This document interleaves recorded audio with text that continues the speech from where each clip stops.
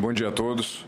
Gostaria de iniciar cumprimentando o excelentíssimo senhor senador Decídio do Amaral, presidente dessa comissão, o excelentíssimo senhor procurador, junto ao Ministério Público do TCU, Dr. Júlio Marcelo de Oliveira, meu colega, secretário da SESEX Fazenda do TCU, Dr. Tiago Gouveia, as excelentíssimas senhoras senadores e excelentíssimos senhores senadores, demais senhoras e senhores aqui presentes, bom dia a todos.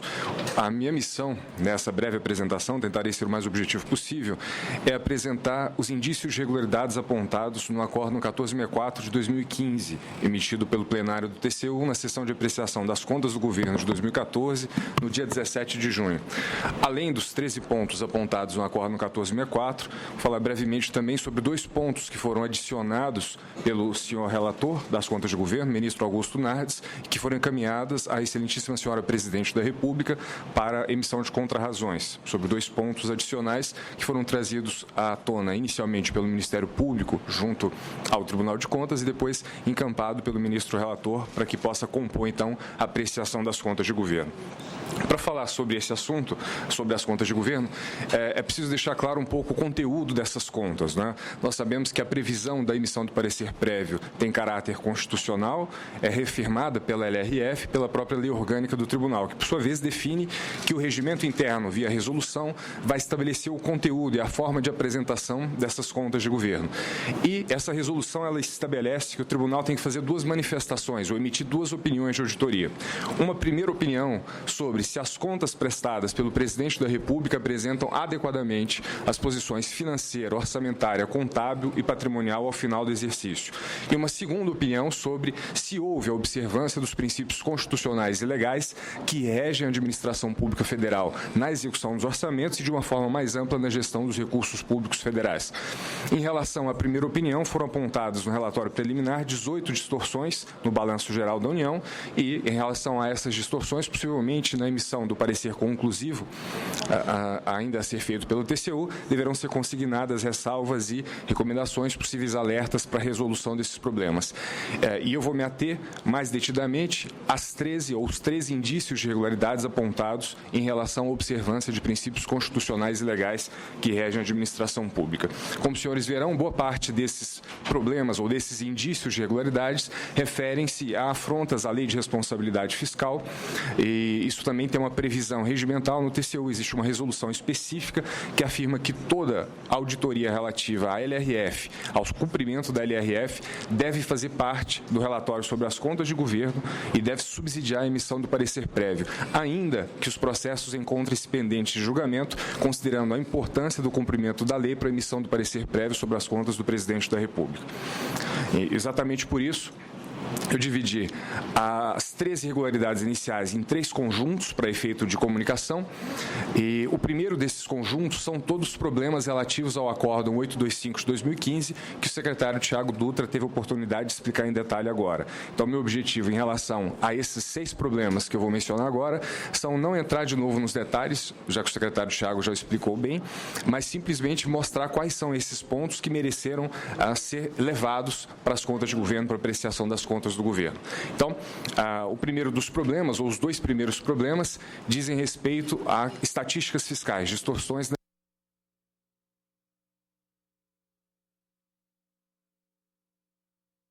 GTS, nas estatísticas da dívida pública, subestimando essa dívida em mais de 40 bilhões de reais no exercício e, ao mesmo tempo e da mesma forma, no mesmo sentido, a omissão de transações primárias deficitárias da União junto a essas mesmas instituições nas estatísticas de resultados fiscais de 2014. Isso não é só um problema de transparência, mas um problema de indução à tomada de decisões erradas pelo governo e pelos agentes econômicos por informações que não correspondiam à realidade dos fatos. Também em relação ao processo, ao Acórdão 825, nós temos as operações de crédito irregulares. Aí nós temos 3 situações também já descritas pelo secretário Tiago. Nós temos os adiantamentos concedidos pela Caixa Econômica União para cobertura de despesas no âmbito de 3 programas, do Bolsa Família, do Seguro-Desemprego e do Abono Salarial, os adiantamentos concedidos pelo FGTS à União para cobertura de despesas do programa Minha Casa Minha Vida e as operações de crédito irregulares do BNDES em relação à União relativas ao Programa de Sustentação do Investimento, o chamado PSI. Ou seja, 3 casos de operações de crédito que, como já apresentados, apresentam violações há dispositivos da Lei de Responsabilidade Fiscal não cumprindo todos os requisitos necessários a que se possa afirmar que houve, então, plena observância dos princípios legais na gestão dos recursos públicos em 2014. E um último ponto, relativo ao Acórdão 825, também descrito pelo secretário Tiago, foi a execução de despesa com pagamento de dívida contratual junto ao FGTS sem a devida autorização orçamentária, um dos achados que o secretário descreveu em detalhe. Então, esse conjunto de elementos corresponde, então, a pontos já apontados no Acórdão 825 de 2015, que foram alçados, ou seja, por sua relevância, por sua materialidade, por seu impacto de uma forma global nas contas do governo, foram alçadas as contas, a análise das contas enviadas pelo presidente da República. De uma forma geral, para ajudar a entender por que isso consta das contas de 2014, eu apresento esses gráficos aos senhores, que apresenta a situação de saldos dos benefícios, de 3 benefícios, do Bolsa Família, do abono salarial, no segundo desemprego, em 2014 e nos 10 anos anteriores. As barras amarelas desse gráfico representam o resultado primário acumulado a cada mês e a curva vermelha apresenta a variação desses saldos. Então, acredito que esse gráfico explica porque nas contas de 2014 foi inevitável tratar dessa questão nas contas de governo, ou seja, existe um problema diferente do que existiu em anos anteriores, um problema de maior intensidade, de maior frequência e materialidade bastante relevante, impactando os resultados e impactando a própria avaliação que se possa fazer desses resultados. Não é? Passo, então, ao segundo conjunto de irregularidades. Um segundo grupo que não provém do Acórdão 825 são irregularidades diversas relacionadas às leis orçamentárias, à execução dessas leis orçamentárias. Vou iniciar com um ponto que, embora não esteja no Acórdão 825, ele decorre das operações de crédito irregulares em relação ao FGTS. Ou seja, nós temos uma situação de inscrição irregular em restos a pagar no montante superior a 1,3 bilhão em 2014, referente a despesas do programa Minha Casa Minha Vida no exercício. O que acontece, excelências, é que havia previsão de ações orçamentárias para custear subvenções econômicas no exercício.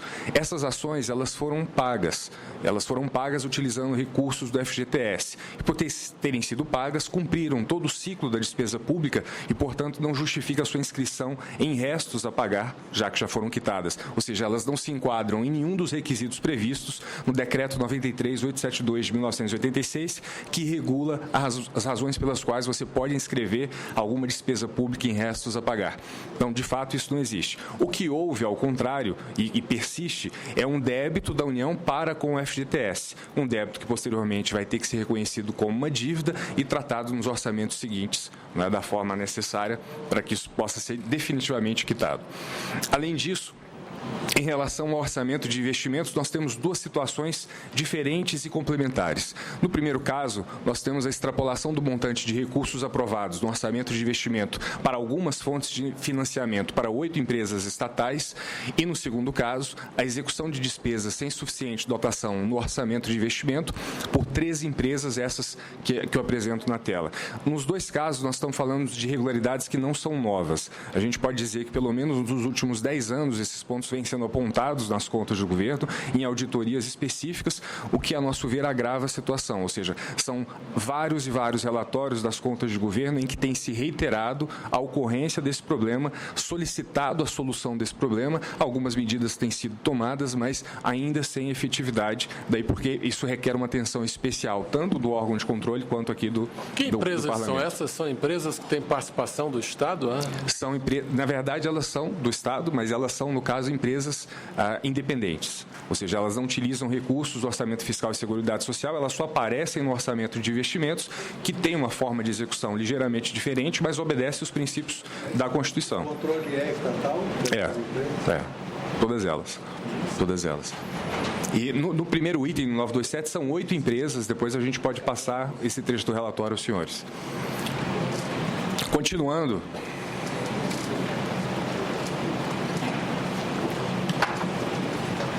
Continuando, existe também um problema em relação ao rol de prioridades da administração pública federal, que, de acordo com a Constituição, deve integrar o PLDO, ou seja,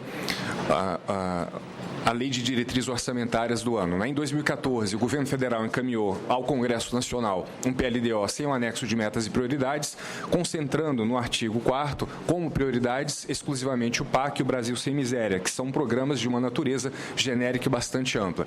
De fato, a esse respeito, a Comissão Mista de Planos, Orçamentos Públicos e Fiscalização, a CMO, ele emitiu, por ocasião da chegada do PLDO, um parecer afirmando que essa maneira de encaminhar o PLDO não atendia aos requisitos constitucionais, porque não seria capaz de orientar a execução dos orçamentos. E, de fato, o Congresso, então, aprovou um anexo de prioridades e metas que foi posteriormente vetado pela Presidente da República e, portanto, a LDO ficou somente com o PAC e o Brasil Sem Miséria como, digamos, prioridades e metas. E o problema de você ter o PAC e o Brasil Sem Miséria, na verdade, dois problemas. Um problema é que fica dificultado o direcionamento da execução dos orçamentos, porque são programas extremamente amplos, no caso do PAC, por exemplo, com mais de 50 mil ações, então fica difícil tratar esse conjunto como prioridade. E o segundo problema, que é um problema de dificultação do controle que o Parlamento exerce sobre o Executivo. Por quê? Tanto o PAC quanto o Brasil Sem Miséria podem ser alterados ao longo do exercício por ato próprio do Poder Executivo, sem submeter isso ao escrutínio do Parlamento. Ou seja, a Lei de Diretrizes Orçamentárias, que deveria dar ao Parlamento condição de controlar a execução do orçamento e definir o cumprimento daquilo que é prioritário, da forma como foi estabelecida, se não impede, dificulta muito esse controle do Legislativo sobre o Executivo. E de uma forma semelhante, em relação às informações de desempenho do PPA, nós também encontramos, pelo segundo ano seguinte, problemas bastante graves quando analisamos os indicadores, a qualidade das metas e a confiabilidade das informações relativas às metas prestadas na PCPR, na Prestação de Contas do Presidente da República. De fato, nos 2 anos nós encontramos sempre um índice superior a 38% de indicadores que não foram considerados adequados para representar o alcance dos objetivos estabelecidos no PPA e aprovados aqui nessa casa.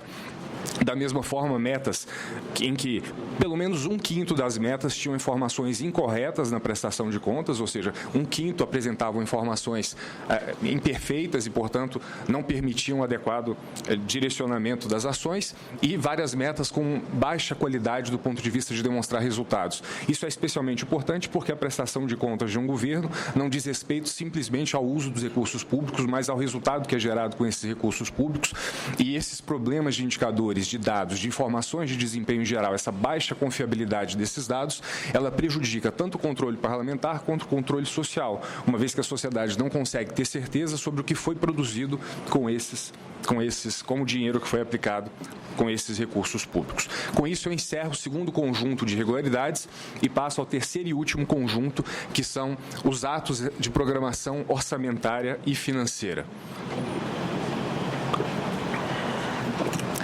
Começo pelo caso da omissão de contingenciamento, um ponto que vai requerer um pouco mais de atenção para que eu possa explicar, e ele envolve, como foi descrito no relatório preliminar das contas de governo no Acórdão 1464, ele pode ser descrito como ausência de contingenciamento de despesas discricionárias da União, no montante de pelo menos 28,5 bilhões de reais, quando da edição do decreto 8367 de 2014, já em novembro do ano passado. De fato, embora a afirmativa do Acórdão tenha se concentrado no 5º bimestre do ano passado, de fato, quando nós observamos os dados já do 4º bimestre, ou seja, do 2º quadrimestre, já era possível concluir pela necessidade de contingenciamento, porque já estavam dados os cenários de implausibilidade de cumprimento da meta fiscal estabelecida por essa Casa quando da aprovação da Lei de Diretrizes Orçamentárias no início do ano. Essa omissão, ela é prevista, ou seja, é uma violação do artigo 9º da LRF e do artigo 51 da LDO. Para ajudar a explicar essa situação, vale lembrar que no relatório de avaliação do 2º quadrimestre do ano passado, o governo federal trabalhava com uma meta para aquele período de 39,2 bilhões de reais. E naquele momento o governo tinha conseguido fazer apenas 356 milhões de reais. Ou seja, ele tinha conseguido, ao final de agosto, num relatório produzido em setembro, indicar que tinha conseguido cumprir apenas 0,01% da meta de resultado. O que significava que nos 4 meses seguintes ele teria que ser capaz de fazer um resultado primário de 81 bilhões de reais, num cenário de economia decrescente. Não é isso? A gente pode evidenciar com alguns dados oficiais. Nesse diagrama, eu apresento nas barras de cima as estimativas oficiais de PIB ao longo de 2014. Embora essas estimativas tenham sido, ao longo do ano, correntemente, reiteradamente superiores às estimativas de mercado captadas pelo Boletim Focus do Banco Central, ainda assim as estimativas oficiais apresentavam uma trajetória de decrescimento, principalmente na transição de janeiro para fevereiro, que é muito razoável, e depois uma transição forte de junho para julho e, posteriormente, uma nova transição forte, uma queda de 50% da previsão de agosto para setembro. Não obstante isso, o único contingenciamento feito no exercício de 2014 foi por ocasião do Decreto de Programação Financeira de fevereiro. E entre fevereiro e novembro, todas as avaliações do governo afirmaram que não haveria necessidade de contingenciamento e que qualquer eventual queda de arrecadação seria compensada por redução de despesas, não evidenciando necessidade de contingenciamento. O que de novo, né? Ou seja, se considerarmos o relatório produzido em setembro do ano passado, quando você tinha cumprido apenas 0,01% da meta, ou seja, 356 milhões de um total de mais de 39 bilhões, e você tinha concluído que o PIB cresceria 1/4 do que você tinha pensado no início do ano, é difícil entender por que não houve nenhuma sinalização de que havia um risco de cumprimento da meta, mas não houve. A situação muda radicalmente em novembro, quando é emitido o PLN 36/2014, propondo o aumento do abatimento para a redução da meta fiscal, isso na primeira quinzena de novembro, e logo em seguida o relatório de avaliação do 5º bimestre, mudando completamente as avaliações que vinham sendo feitas, ou seja, uma inflexão brutal das curvas de previsão de receitas e de despesas, uma redução de 38 bilhões de reais nas receitas líquidas e uma elevação de 22 bilhões em despesas obrigatórias, ou seja, uma virada de cerca de 60 bilhões de um momento para o outro, sendo que o cenário anterior já apontava para essa necessidade, daí porque o acordo apontou então o indício de irregularidade, que seria a omissão no decreto de contingenciamento para o cumprimento das metas. Ainda em relação ao decreto 8367 de 2014, o acórdão 1464 consignou uma outra possível irregularidade, no caso, a inobservância do artigo 118 da LDO 2014, uma vez que o projeto na verdade, o decreto 8367, ele condicionou a liberação de 10 bilhões de reais à aprovação do PLN, invertendo uma situação tradicional, ou seja, normalmente o que você espera é que um decreto regulamente o que está em lei. Nesse caso, aconteceu o oposto, ou seja, o decreto surgiu antes, né, antes que a lei fosse aprovada. Né? E, por último, com essa eu encerro as 13 irregularidades previstas no acórdão 1464, mas acrescento 2 outras irregularidades adicionais que, como eu disse, foram levantadas pelo Ministério Público e foram levadas ao conhecimento da Presidência da República para manifestação de contrarrazões, cujo prazo para manifestação se encerra no próximo dia 11 de setembro. Em relação a esses 2 pontos, em primeiro lugar, o primeiro ponto faz uma referência ao que eu havia dito antes sobre o momento de contingenciamento. Os dados que nós tínhamos até então indicavam que, pelo menos a partir do 4º bimestre, estava clara a necessidade de contingenciamento adicional. Contudo, a evidenciação de algumas trocas de informações entre o Ministério do Trabalho e a SOF, que começaram essas trocas de informações já no 1º bimestre do ano passado, indicam que já naquela ocasião o governo estava desconsiderando informações sobre a elevação de despesas obrigatórias no montante superior a 9 bilhões e, ao mesmo tempo, a frustração de receitas primárias do FAT, do Fundo de Amparo ao Trabalhador, em cerca de 5 bilhões. Ao longo do ano, essas informações foram reiteradamente repassadas pelo Ministério do Trabalho à SOF e, ainda assim, isso não foi considerado em nenhum relatório de avaliação, exceto no 5º relatório de avaliação, quando se reconheceu essa necessidade. Ou seja, novamente, só em novembro foi reconhecida essa necessidade. Isso, então, chama atenção e foi levantado como um motivo, uma possível irregularidade para ser verificada. E, por último, e não menos importante, foi verificado também que, entre o envio do PLN a essa casa e, finalmente, a sanção do projeto de lei pela Presidência da República, houve abertura de créditos suplementares por meio de alguns decretos. De fato, nesse período, houve vários decretos de abertura de créditos, mas alguns deles não têm nenhum indício de problema. 7 têm. Ou seja, para terminar, 7 desses decretos utilizam fontes financeiras ou que colocavam em risco o cumprimento da meta fiscal. E, por causa disso, eles têm o potencial de ter violado o artigo 4º da Lei Orçamentária de 2014. Então, esses são pontos. É possível ter decretos não numerados? É possível. É possível. A legislação permite decretos não numerados. Permite. é possível identificá-los por alguns códigos, mas eles são tratados como decretos não numerados. É possível identificá-los, é possível mostrar a publicação deles. Qual a razão de ter um decreto não numerado? Sinceramente, não sei. Não sei se alguém... Não sei. Mas a legislação permite? Permite. E é relativamente comum. E esses decretos são facilmente identificáveis. Eles estão numerados, mas não estão escondidos. São facilmente identificáveis, não é fácil ter acesso a ele. É possível encontrar ele, por exemplo, no site do Planalto, da disponibilidade dos decretos. Eu falo por conta da transparência, né?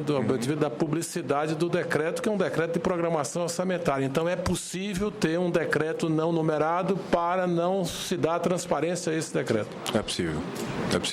E esses decretos identificados, eles apresentam esse problema, esse potencial problema.